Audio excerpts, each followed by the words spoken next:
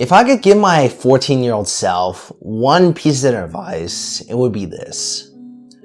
There's more aspects to life than you could ever imagine. Back when I was 14, when I first discovered self-improvement and all that stuff, I thought that the only thing I needed to do and the only thing that mattered in life was locking in and grinding and improving myself because, well, as a 14-year-old, you're kind of gullible and you just kind of believe whoever you see on the internet that's somewhat likable or somewhat believable that you kind of look up to. And so I listened to every single bit of Hamza's advice, listening to 3-hour-long videos, nodding my head to every little piece of advice that he would give and giving my whole unfiltered attention to him.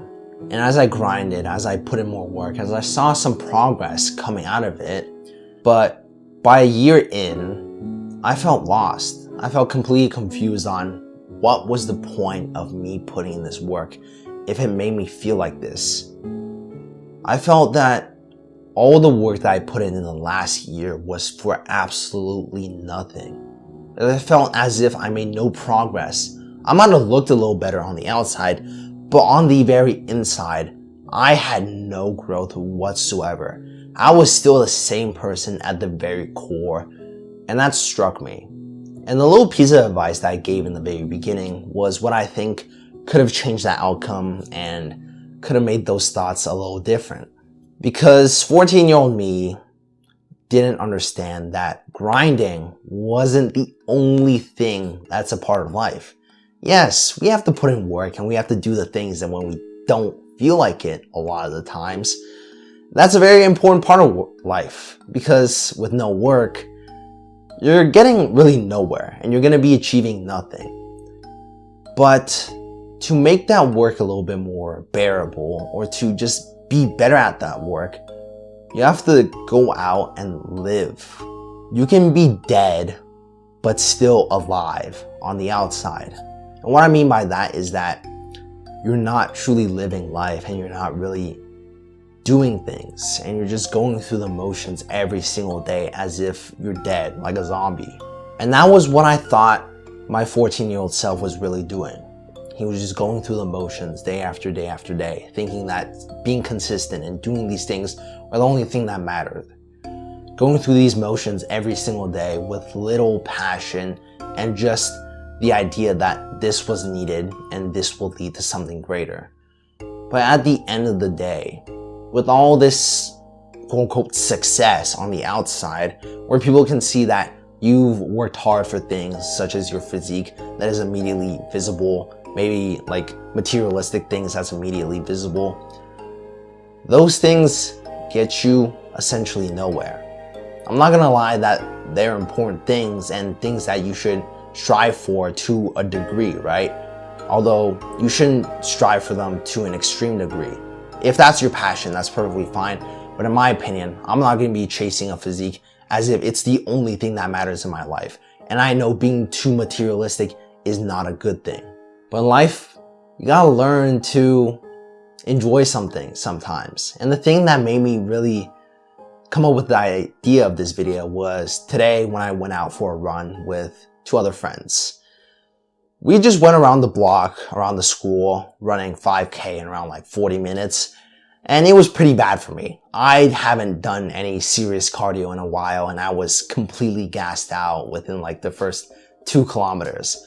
But after that little, incident, I found my little groove and I started finding my pace and I managed to just run and run and run. And it became a really, honestly fun time. And I think I'm going to join them next Friday when they plan to go on their next run. But these little moments where you get to try new things, where you get to do and live with your mind at the forefront and you're conscious for this stuff, that's what really causes true growth.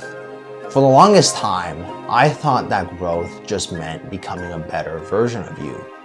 My definition of becoming a better version of myself was completely wrong because I thought that was just getting a better physique, getting more money, all that stuff, where it's visible on the outside, but nothing on the inside truly changes.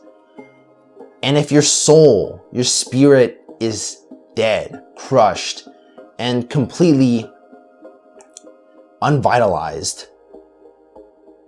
everything else in your life will struggle. I can see that much for sure.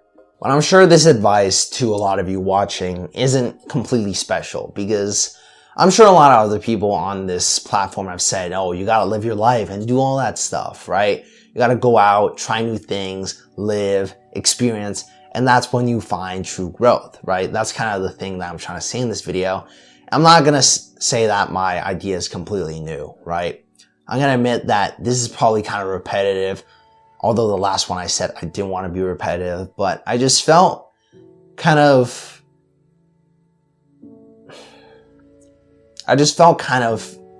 pushed or compelled to make this. Because when I was thinking about that run, I noticed how this sort of experience was something that my 15-year-old or my 14-year-old self would have really needed.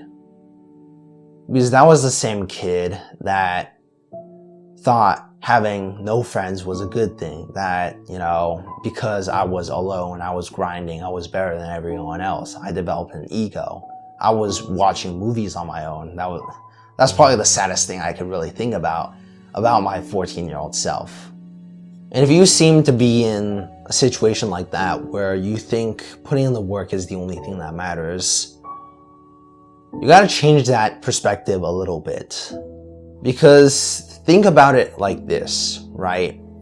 Imagine you have a meal, right? The meal's just a big old plate of stuff. And let's say, for example, you who are doing all the work have a big old plate of your least favorite food. Yeah. But that least favorite food also has the most nutrients possible and gives you all the macros that you could ever need to build a great physique. Now, some of you would take that thinking that, oh wow, I'm gonna get 200 grams of protein for free. But that, to a lot of you, is not sustainable, because food and meals are what I find to be some of the most enjoyable parts of my day. That might be some kind of different for some of you, since I'm a foodie, I love food. But when you eat food, I'm guessing most of you want to enjoy your food, right? So yeah, you can maybe have half of that really yucky, least favorite food stuff that gives you all the nutrients that you want, but you can have on the side the small bits and pieces of what you actually want. And that is the split you kind of want to follow for your life.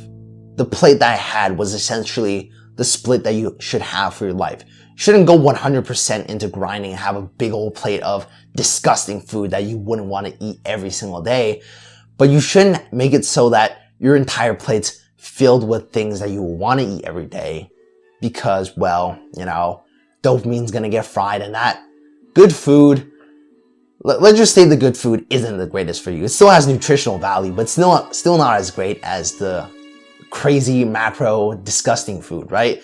So you want to have a split of both, where you find time to grind, where you find time to work, where you find time to put in the hours and develop yourself, but you take that time off to actually experience and put those things that you've developed in the process of working and putting in the work in real application. Because I'm gonna relate this to, I've related to this to a lot of things, but I'm gonna relate this to reading books, right? When you gain that knowledge from reading a book, if you don't use that knowledge whatsoever and think about it in any way, shape, or form, that process of reading the book and gaining that knowledge kind of is pointless. You have to use it in some sort of way for it to be actually worth your time. I mean, there are exceptions being like non or fiction books where you read it for the pure purpose of reading it. But I'm talking about like non-fiction books where you read about just general concepts and all that sort of stuff. You can read for the sake of reading because you find it enjoyable. But if you read for the sake of knowledge, you should definitely use that knowledge in life. But yeah, I hope you found something interesting from this video or something helpful from this. But I think this was definitely the thing that was missing from my life. Just experiencing things. I spent way too long sitting in front of my computer doing work thinking that that's the only thing. I started drifting back to my old habits as a 14-year-old. And this run was definitely something that opened my eyes and taught me something very, very important. But yeah, that's about it for me. So enough yapping from me. Just stay consistent, stay disciplined, and keep on building that relationship with God, all right? Now give me a kiss. Mwah.